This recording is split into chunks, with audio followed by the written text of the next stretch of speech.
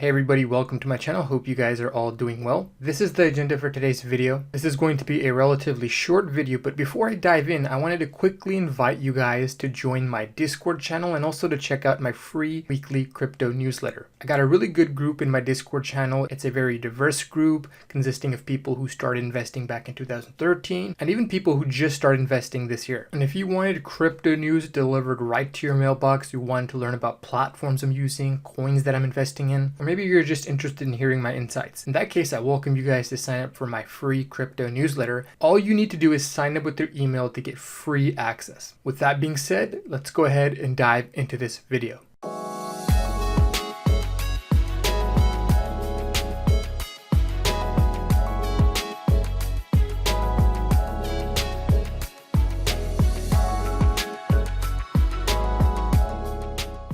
Alright, to get this video started, let's talk about Goldman Sachs. Goldman names new head of digital assets and bet that blockchain is the future of financial markets. At first, when I heard the title, I thought it was a little bit ironic given what they said back in May. They published this entire report talking about how Bitcoin and cryptocurrencies are not an asset class. Because of that, I decided to dig into this article and I wanted to share my findings with you guys.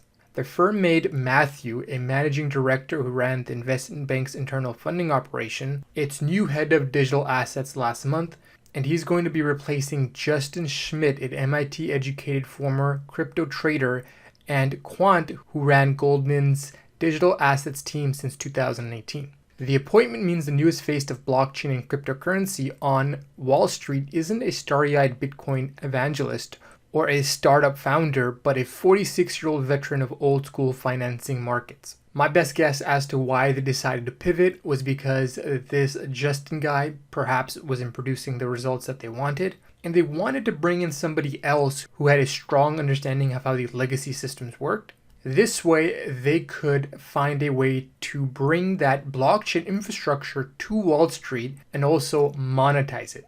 And he sort of hints at it here with this following quote. In the next 5 to 10 years, you could see a financial system where all assets and liabilities are native to a blockchain, with all transactions natively happening on-chain. And he further adds, so what you are doing today in the physical world, you just do digitally, creating huge efficiency. And you could tell that they're pretty serious about this because they're currently expanding that team and they're doubling the headcount with hires in Asia and Europe. And they've also lured talent from key competitors like JP Chase. And in a way, they're sort of playing catch up because the guy that they hired was the vice president who was in charge of Quorum, the Ethereum-based blockchain platform that underpins the JP coin. So in my view, what they're effectively doing is they're trying to catch up with the competition by hiring their most talented people, and then they're going to grow and expand and try to take the lead. And part of their plan is to tackle the repo market. Banks and hedge funds rely on short-term funding for daily operations, and more than $1 trillion typically flows through the market every day. Earlier, McDermott was talking about improving inefficiencies. This is probably what they're going after. They're going to basically digitize the repo market. And if they do that, obviously they're going to find a way to monetize that and take some profit. And he also hints at that in this quote here. He says, there's a lot of legacy processes in the vast movement of collateral that makes them very cost inefficient. So by leveraging distributed ledger technology, you can standardize processes to manage collateral across the system, and you have a much more efficient settlement process given real-time settlement. And my guess is they're going to create a coin to help with this settlement process. Goldman is now examining the possibility of creating its own coin. We are exploring the commercial viability of creating our own fiat digital token, but it's early days as we continue to work through the potential use cases. And here at the very end, I think you guys will find this news very exciting. Many of us who've been following the space for the last 2 years, we've constantly heard that institutional clients are coming, that they're interested in the space. And until recently, a lot of that wasn't reflected in the price. But according to McDermott, it looks like the institutional clients are finally here. Since the boom days of Bitcoin a few years ago, interest has shifted from retail and rich investors to large institutions, he said. We've definitely seen an uptake in interest across some of our institutional clients who are exploring how they can participate in this space. It definitely feels like there's a resurgence of interest in cryptocurrencies. I've said this a few times, but I think we may potentially have that hyper cycle that we were waiting for. I mean, just think about it. you have this massive monetary expansion. You have central banks around the world printing massive amounts of money. You finally have institutional clients interested in the space. According to McDermott, the institutional clients are already here. And lastly, in terms of adoption, we're in that phase where we're going to go from 3% adoption to 10% adoption. Given all that, I think it's reasonable to expect us to go through a hypercycle this time around. And for that reason, I'm very optimistic about this year and next year. And despite many crypto analysts expecting maybe a 1-year rally or a year-half rally, there might be a chance that we get a 2 to 2.5 year rally. And if any of you guys out there agree or disagree with me, let me know why in the comment section below. I genuinely want to hear what you guys think about that theory. Next up, introducing Set version 2. If you guys want to learn more about token sets, make sure you guys check out my video. You guys can easily find it in my DeFi video playlist. Today on this platform, you guys can buy robo trading sets or you guys can buy trend trading sets. And essentially what you're doing is you're mimicking a trader strategy or you're buying a programmed trading bot. For example, one of their oldest trend trading robo sets, the ETH20 moving average crossover, returned 76% more than ETH for users since July of last year. And one of their largest social trading sets, BTC Network Demand, has outperformed BTC by 56% since February of this year. On a cumulative level, the protocol has grown over 500,000 in locked value to 24 million in just over a year. And the aggregate rebalance volume sits over 100 million. The amazing thing is that the slippage was only about 0.25 to 0.5%. And unlike other spaces, in the DeFi world, you're less likely to see silos.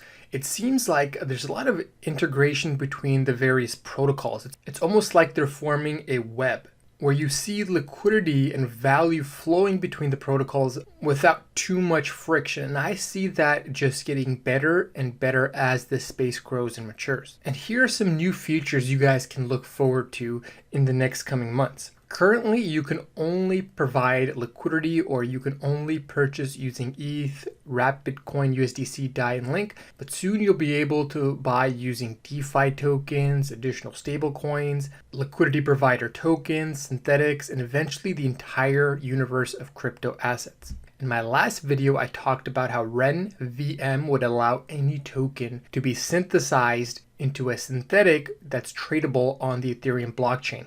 So in other words, you could basically take any token out there, Litecoin, Digibyte, convert it into our ERC20 token and interact with it on the Ethereum blockchain. And I wouldn't be surprised if you saw some of those tokens end up on Set. Next, yield farming has been taking off in a pretty big way. It's become very popular because it's very lucrative. And I think this year is probably one of the coolest features that they're going to be unveiling. Portfolios in Set Protocol V2 will be able to support a wide range of yield opportunities across a wide range of protocols in which users only need to pay Ethereum gas fees when entering or exiting a strategy, leading to dramatically lower Ethereum gas costs. For those of you guys who've participated in yield farming, you know that you have to do multiple transactions at a time in order to participate in a particular yield farming opportunity. What they're saying is they're going to basically make it very easy for you. On the smart contract end, they'll do everything for you.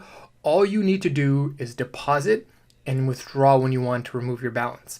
This is great for the user, but also it's good for the entire network as a whole because they could probably batch the transactions to improve cost and efficiencies. Not only are they going to have new features for users, but they're also going to have new features for managers and developers. For example, portfolio managers are going to be able to deploy more strategy. A manager will be able to have an index strategy that consists of 12 assets and trade between those assets in any allocation with high liquidity and low slippage.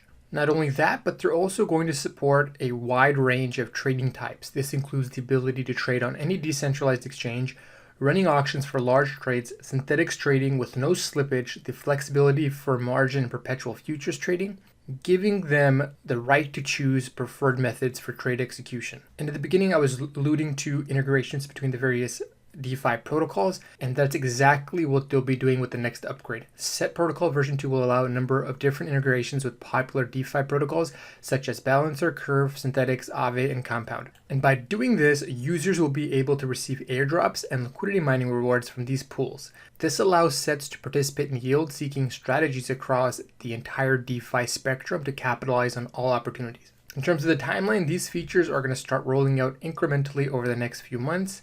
So make sure you guys follow them on Twitter, or you guys can follow me for my weekly crypto updates. I'll make sure to notify you guys when these updates come out. And there's even a chance where I'll make you guys a tutorial or a guide to getting set up and using the Sets protocol. Next up, I wanted to take a minute to talk about the growing volume on Uniswap. Uniswap sees 15-fold uptake in web traffic during DeFi boom. Uniswap went from 90,000 visits in June to 1.42 million in July. And between June 20th and July 20th, trading volume increased by 7 times from 6.2 million to 43.7 million. Now, the problem with Uniswap from an investor standpoint is that they don't have their own token. And in the next segment of the video, I've actually picked a liquidity protocol token for the DeFi coin of the week. In that segment, I'll talk to you guys about why I like that token and why I think the respective DEX could exceed the volume that you see here on Uniswap. A new version called Uniswap v2 was released in May, which allows for pricing oracles, cheaper transactions, more diversification by liquidity providers, and increased resistance to attacks involving flash loans, where users borrow and return funds before the transaction is stamped into a block. While Uniswap's growth is impressive, the figures involved are tiny when you compare them to centralized exchanges. Centralized exchanges trade a total of 5.83 billion in a single day. Here's a website I recommend you guys check out. It's called Dune Analytics. Anybody can sign up for free. And even though the volume has fallen somewhat a little bit, you can see here that the volume in the last 24 hours was 192 million. That's like 1/25 of what you see on centralized exchanges. So you guys can see there's room for a tremendous amount of growth. Right now, Uniswap does have the lead, but there's one protocol that I think could potentially overtake it in a very short period of time. But again, I'll go ahead and save that for the next segment. But the purpose of showing you guys all this is that if you look at the trend, this is just beginning in my view. You're going to see this grow over time. The experience on these exchanges is getting better and better. I think once ETH 2.0 comes out, the fees are going to go down. And also at the same time, as they're iterating, the user experience will improve. And personally, I fully expect decentralized exchanges to one day overtake centralized exchanges. For now, you're going to see them sort of grow in tandem, even though I think DEXs are going to grow a lot faster. Because as these legacy folks come in, they'll probably start off with centralized exchanges. And eventually they'll figure out what the benefits of the DeFi world are. They'll slowly trickle in. And eventually, as more and more people come into the DeFi space, there's going to be a tipping point where DeFi volume exceeds CeFi volume. All right, the token of the week is Bancor token. Around this price, I told my patrons that I'm opening a sizable position in Bancor. And now I'm going to go ahead and disclose that to the public. And if you guys are interested in learning more outside of this video, the day after I publish this video, you're going to see a full video review on Bancor. I recommend that you guys go ahead and watch that. The reason I decided to buy some Bancor tokens was because of this upgrade. Not only did they mitigate impermanent loss, they're also allowing users to provide single token exposure. But unlike Uniswap, Bancor has a token. So if Bancor is able to overtake Uniswap, I think you could see significant price appreciation in the Bancor token. And currently there's only one pool in the V2 version. And if you look at the preliminary stats of the pool, the returns have been very substantial. Of course, you really can't extrapolate a lot of this, but this looks very promising to me. If they can continue to provide double-digit, triple-digit returns, they're going to see a huge influx of liquidity and volume. The way it works is that when you have a lot of liquidity, a lot of the DEXs, they reroute orders to your exchange because with more liquidity, you have less fees and less slippage. Assuming that Bancor can draw in a lot of liquidity, they're also going to get less slippage and lower fees, and they're going to see more orders routed to their decentralized exchange. And as they get more orders, the volume goes up, the rate of return for providing liquidity is also going to go up. They'll get more liquidity, and then they'll get more orders as a result. And many refer to that as the liquidity black hole. And because of this view, I think there's a good chance that you're going to see a huge flood of liquidity as they begin to open up more and more V2 pools. And the way it works is, let's say you have Link tokens on one side and BNT tokens on the other side. Every pool is going to be modeled like this. But as LPs, as liquidity providers, we only need to pick one token to provide liquidity with. And so the way it works is, let's say this side of the pool gets oversubscribed. And the goal here is to achieve a ratio of 1-to-1 in terms of dollar value. So you want to see the same dollar value on both sides. They plan to do this through incentives. So when you see more Link tokens come into this side of the pool is going to see an increase in the amount of returns for providing liquidity. So the hope is when people see that increase, they either buy tokens off the exchange, they take it out of their ledger, and they provide liquidity on this side of the pool to take advantage of the increase in returns. And as more liquidity goes in, the return per token will go down, and eventually it'll return back to a 1-to-1 ratio, achieving parity. And every pool, again, is going to look like this. You're going to have a token on one side. It's either going to be Link, the LEN token, the SNX tokens, and on the other side, you're always going to have the BNT token pool. Also, as the price of the token in one pool goes up, let's say the price of Link starts to go up, that would produce a dollar imbalance between the two pools. So the dollar value of the Link side will go up. Then what's going to happen is you're going to see the rates go up for this side of the pool. And again, you're going to have to see people either remove it off their ledger or they're going to have to go to a DEX to buy tokens to put liquidity on this side of the pool. So in other words, what I'm really trying to say is that as more value comes into these pools, you're going to see the price of BNT pegged to the amount of liquidity that comes in, but also pegged to the amount of dollar value increase you see as these respective tokens increase in price. Now, if you didn't understand what I was saying, I'm going to include a link to this article in the description below. Make sure you guys take your time to learn. Watch the video that I publish after this video because I genuinely believe that there's tremendous opportunity here. With that, we'll go ahead and end the video. If you guys enjoyed what you guys watched, make sure you guys smack that like button. Leave a comment below. I'd love to hear your insights and thoughts. And don't forget to subscribe if you haven't already. This is CryptoOneStop signing out. I'll talk to you folks next time. Bye.